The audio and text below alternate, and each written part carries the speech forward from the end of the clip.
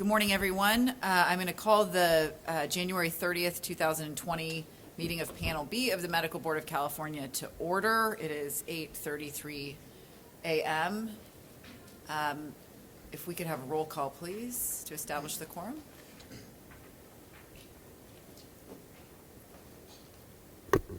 Ms. Lawson. Here. Dr. Gonadev. Here. Dr. Kraus. Present. Dr. Mahmood. Yes. Ms. Pines. Dr. Thorpe. Here. Thank you. We have a quorum. Thank you. Agenda item number 2 is election of a vice chair. Do I have any nominations or volunteers? Nominated Richard Thorpe. Excellent. Second. Do you accept? Can I? Can you think about it? All right. Do we have any other nominations?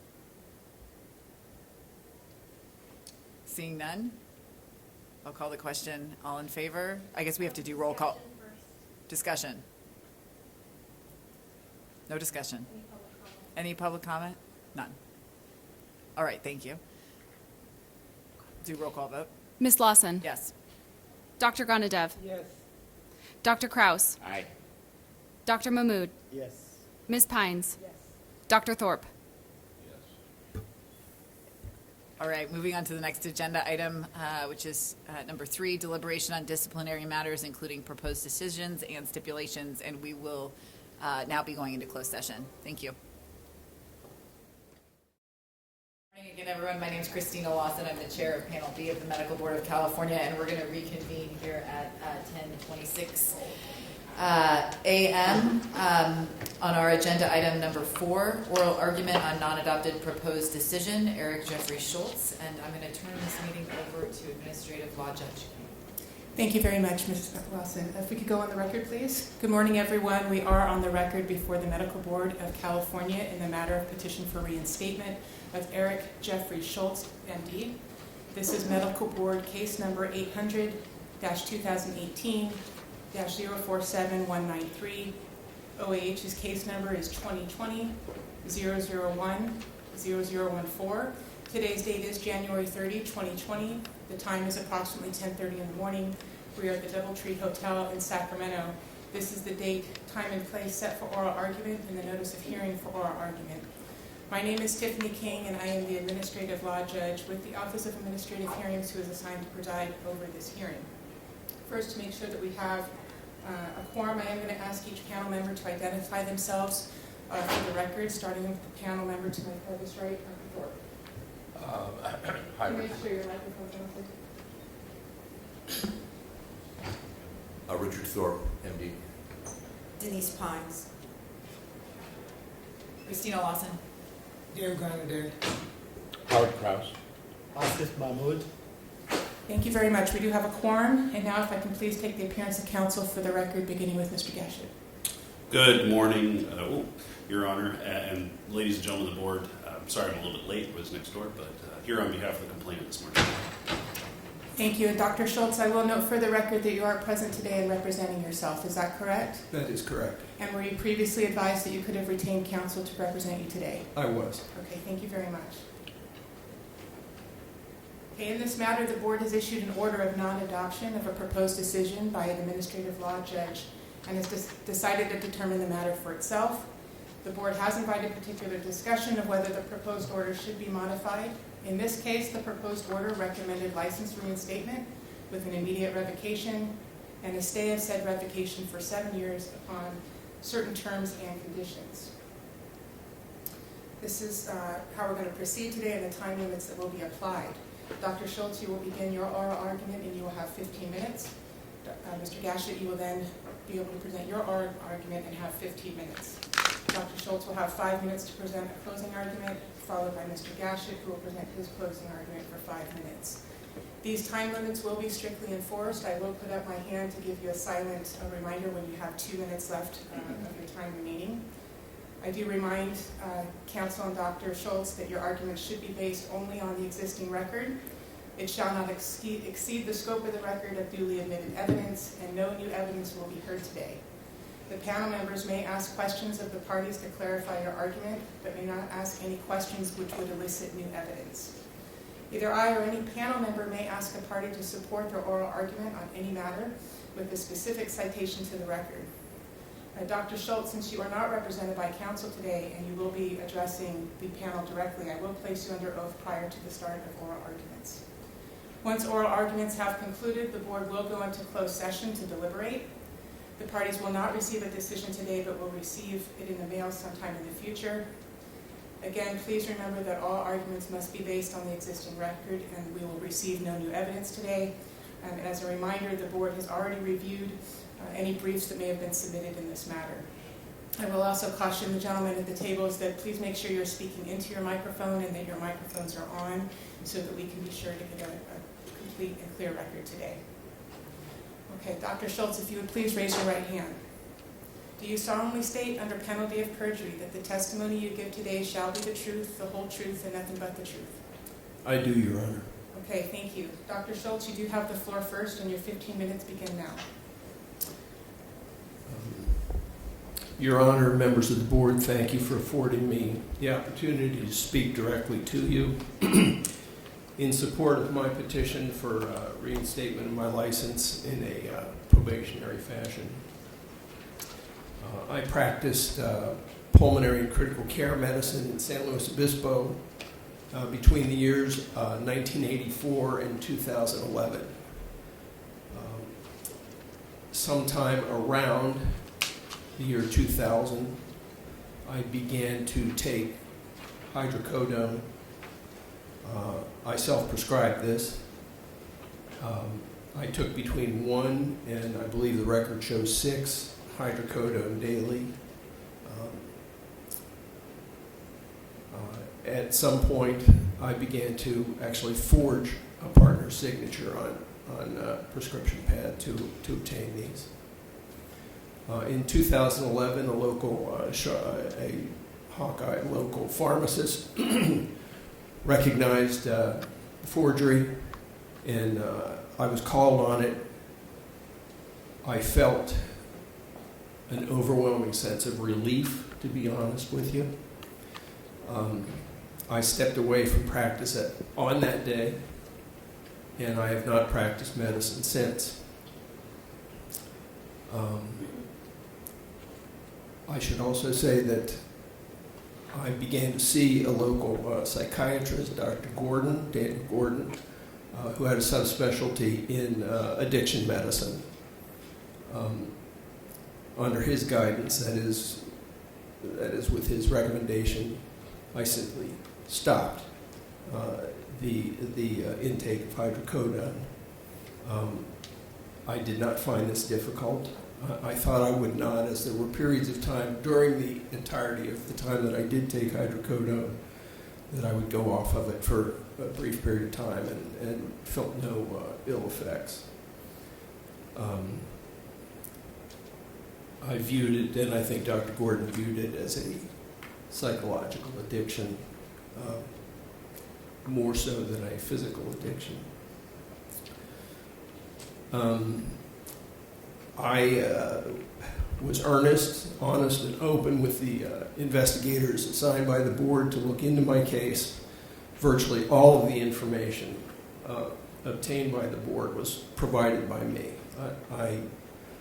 I took and take complete ownership of the crime and reprehensible behavior that I exhibited. Make no attempt to point fingers in another direction. Since that time, I have taken opioids on 2 occasions. One was for a 1-week period of time in 2012. I have a bit of a chronic back condition.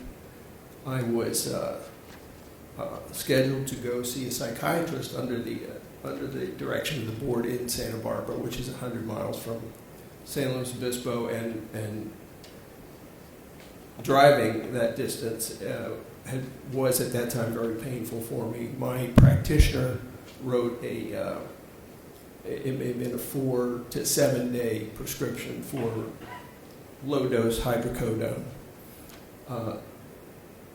it was, in retrospect, a mind-numbingly stupid thing for me to do.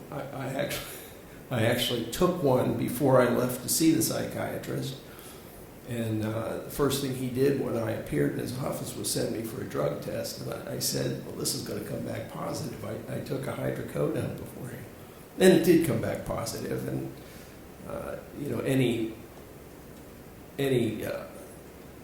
basis for my veracity with this surgeon, with this psychiatrist, was immediately blown up. I did not ask for, nor was it offered, any refills on that, and I never took an opiate again until April of 2019, when I had a lumbar laminectomy to finally address this back issue. My practitioner wrote a small prescription for oxycodone, 5 milligrams, which I found completely ineffective and did not even complete the prescription. Those are the only 2 times that I have taken opiates. I have never indulged in so-called street drugs or any other form of opiates, some of the higher categories of opiates like fentanyl or morphine or Demerol, that sort of thing.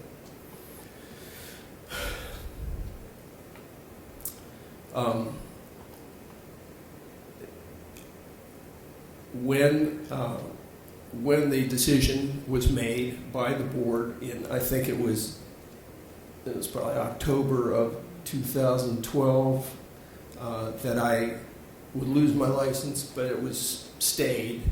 In short, I could practice, but as a probationary practitioner.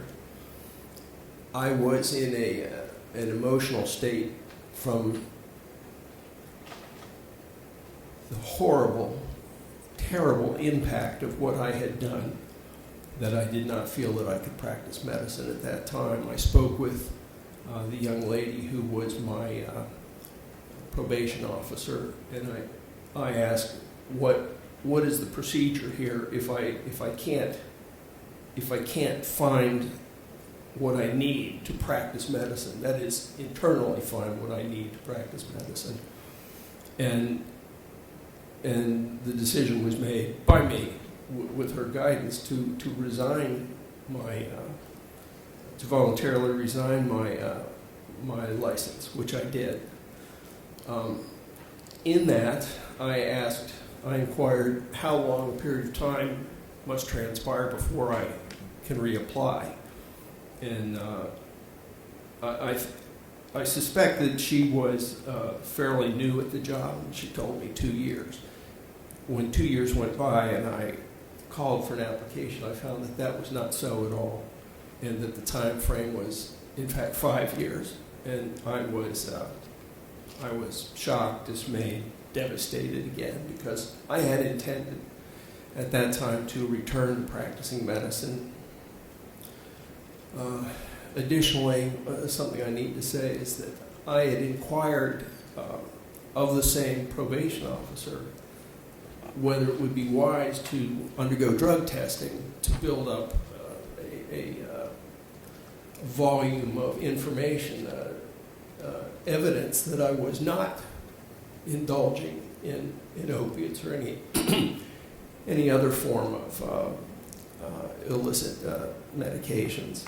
And her suggestion at that time was, no, it would not be in my favor, that unless it was something that was backed by, ordered by the board, that it would be as if it never happened.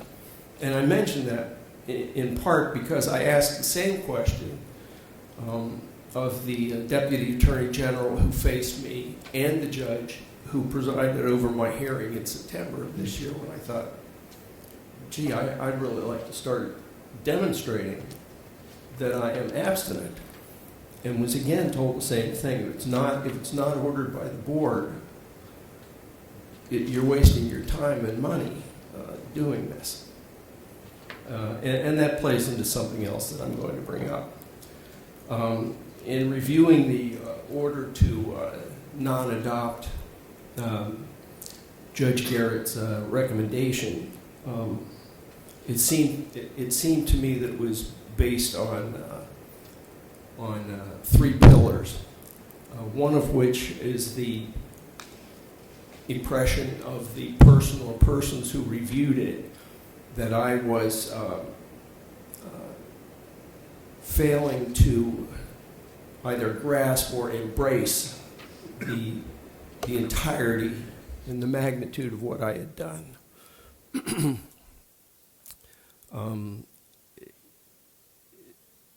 In demonstration of this, the written record says that, points out that during the course of my hearing with Judge Garrett, the Assistant Attorney General brought up the name of the drug Norco, which for the physicians on the group, that is hydrocodone.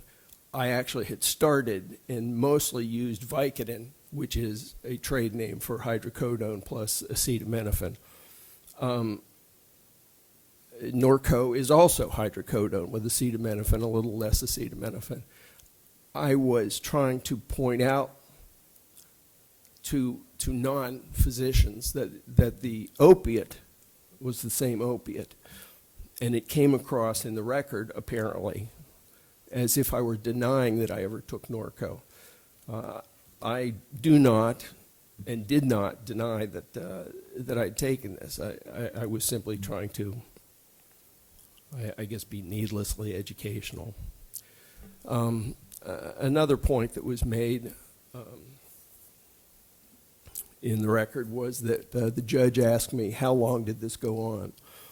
Please keep in mind, so my hearing was in September of 2019. Please keep in mind that these events occurred 8.5 years ago, and the beginning of it was on the order of 18 to 20 years ago. And I think I made it clear that I was trying to answer these questions as closely as I could, but that they were not precise answers. I was asked, when did you start doing this? And I said, I think it was probably about 12 years ago. The person or persons who reviewed the order, I think probably, it actually started in 2001, according to the record. So when I said 12 years ago, I actually overestimated it by several years. I was not trying to minimize the length of time that this occurred. It's a matter of public record. I would gain nothing by doing that. But I think that it was felt by the person or persons who reviewed the judge's recommendation that the time frame was 2001 to 2019, and the answer should have been 18 years. Well, as I say, I stopped in 2011, so that's the discrepancy. But so far from trying to minimize my involvement, I actually overestimated how long it was. Another limb of the rejection, the non-adoption, was that I had not fulfilled any of the obligations of my probation, and that's true. I guess I missed I guess I felt that not having a license and not attempting to practice medicine, that I was not still on probation. And so a number of the things that had been ordered, like the drug testing, like attending classes to re-educate, which I will address and is certainly necessary, were things that just would not gain me anything except some medical knowledge, certainly with re-education. The third one was that I have no evidence of what I'm telling you. And that's true. I have no evidence. I would be glad to provide evidence. I'd take a test today. I'd take a test tomorrow. I will take a test every single day for the rest of the time that I practice medicine, a drug test. I wish to show you and the people of California that I am abstinent, that this is not an issue for me, and that I wish to be completely compliant with the directions of the board. And with that, I thank you for your attention. Thank you very much. Mr. Gashett. All right, let's see. Okay, we're on. In reviewing this case, and I must concede I was not the DAG who handled it in the underlying record, but in reviewing the case as a secondary review before coming here, I think that we, in terms of on behalf of the complainant, we did set forth the reasons why the board should reject this request and not grant a license at this time. First, I would point out that his evidence of sobriety is problematic at best because the record actually shows that he still drinks alcohol. He has not embraced a sober life from the sense of full sobriety.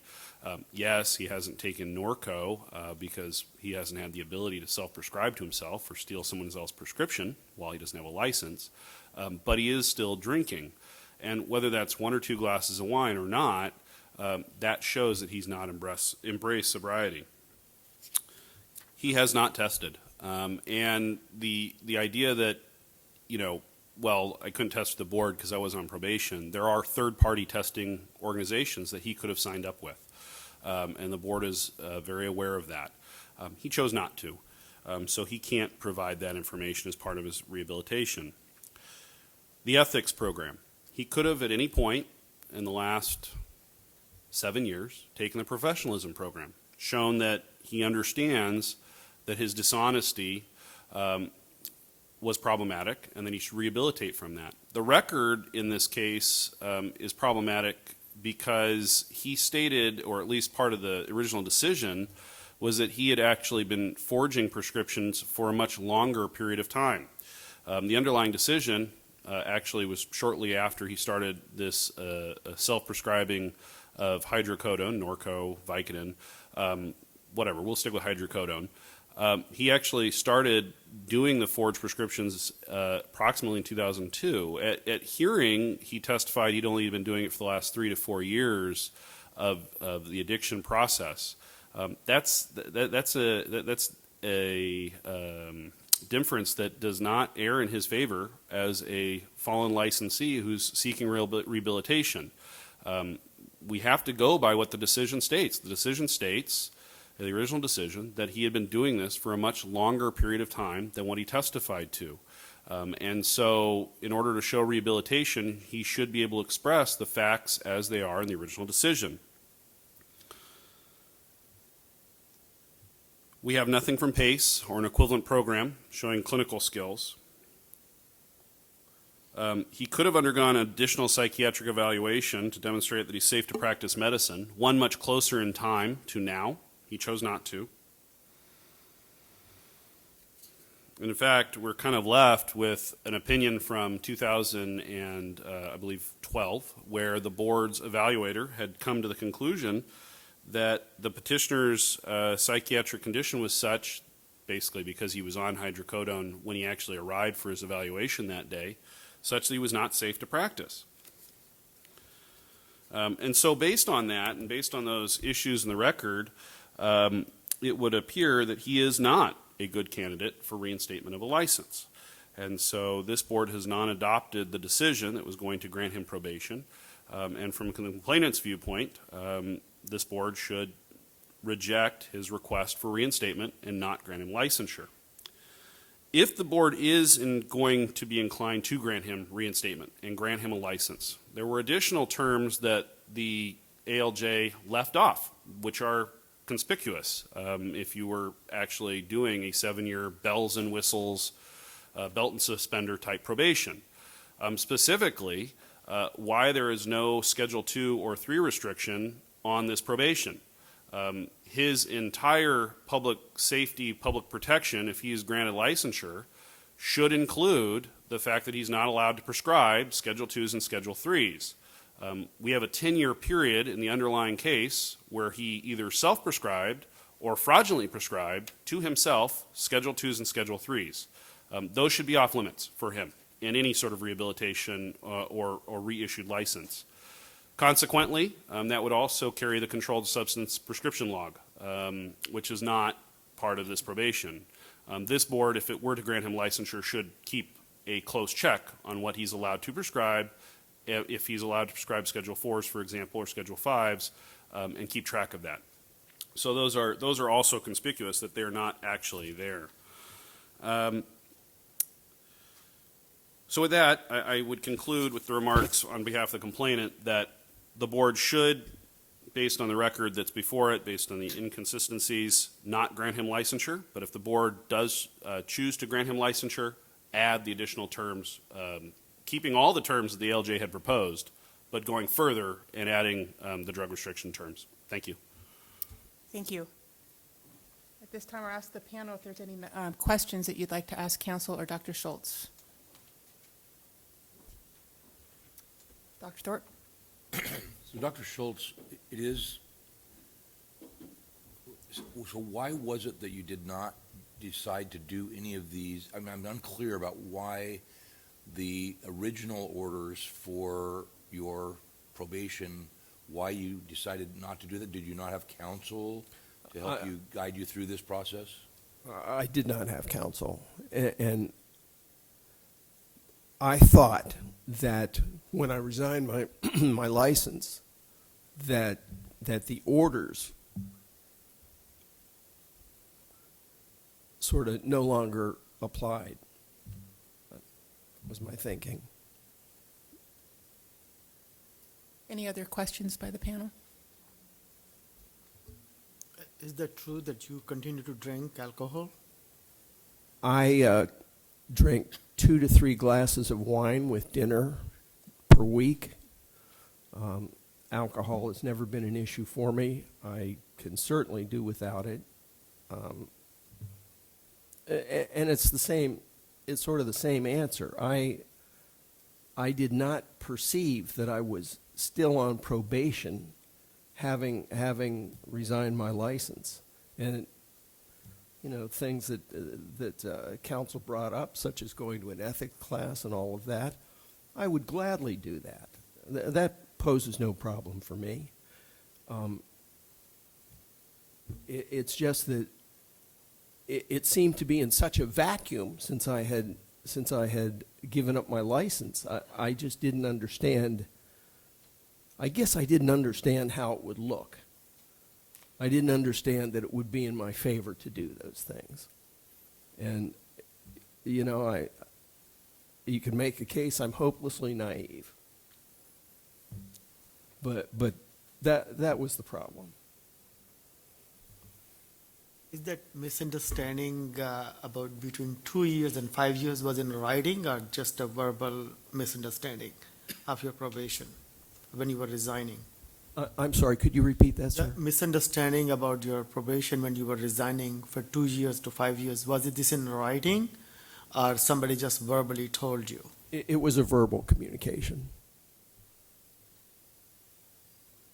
So if your license was reinstated, can you tell us, I mean, really what you would like to do, what you plan to do? Why do you want to be a doctor again? Yes. For me, practicing medicine, I feel, was a calling more than a vocation. I was very good at it. I think I did a lot of good for my patients and their families. I derived a huge amount of pleasure from it. I miss that terribly. If I were to go back, if I get the chance to go back, there are several things that I feel I can no longer do, one of which is practice critical care medicine. That's a young person's game, and I think the length of time which has transpired rules me out as a critical care physician. Additionally, I would hope not to practice hospital medicine. What I'd like to do is practice office pulmonary medicine, if not pulmonary medicine, if that's not something that I'm able to do than some form of office internal medicine.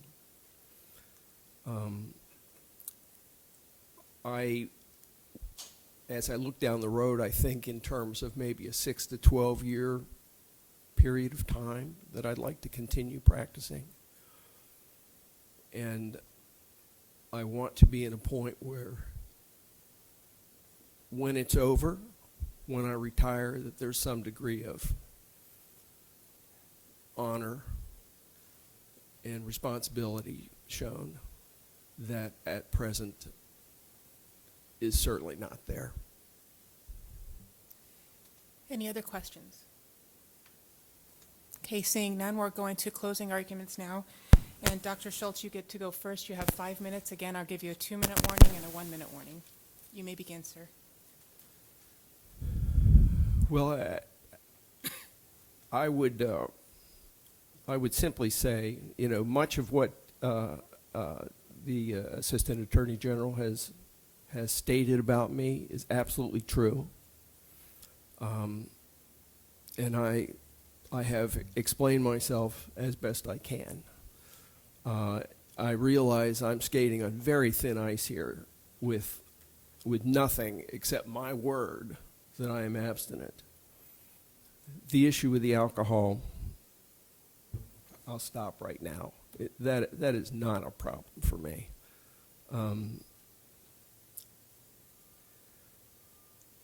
Further, I actually debated myself whether I would want access to writing the higher scheduled drugs, and I think I probably would not. Having a license that did not permit me to write prescription for that, it might be a welcome blessing to me, to be honest with you.